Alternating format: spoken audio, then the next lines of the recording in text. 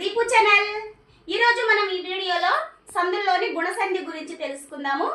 ఈ వీడియో చూసే ముందు ఈ ఛానల్ని ఇంకెవరైనా సబ్స్క్రైబ్ చేసుకోకపోతే కనుక తప్పకుండా సబ్స్క్రైబ్ చేయండి, తప్పకుండా లైక్ చేయండి.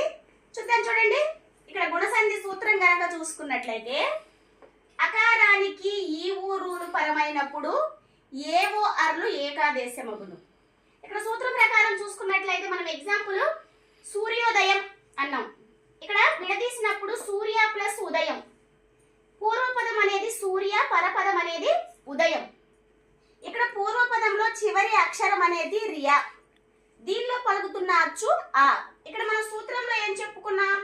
అకారానికి అంటే ఇక్కడ ఉన్న అకారానికి ఈ ఊరులు పరమైతే ఏవో అర్లు ఏకాదేశమగును అని చెప్పుకున్నాం.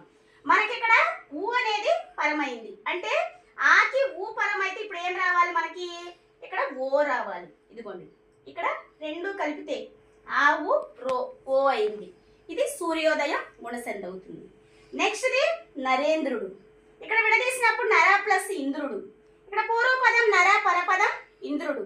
నరాలో రాలో ఆ పలుకుతుంది. ఇక్కడ అర్జునకు ఇక ఈ పరమైతే కనుక ఏ అనేది వస్తుంది. ఇలా వస్తే అది గుణసంధి. అలానే రాజర్షి. ఇక్కడ పూర్వపదం అనేది రాజా, పరపదం అనేది ఋషి. ఇక్కడ పూర్వపదంలో అకారానికి రూ గనక పరమైతే అర్రని రావాలి.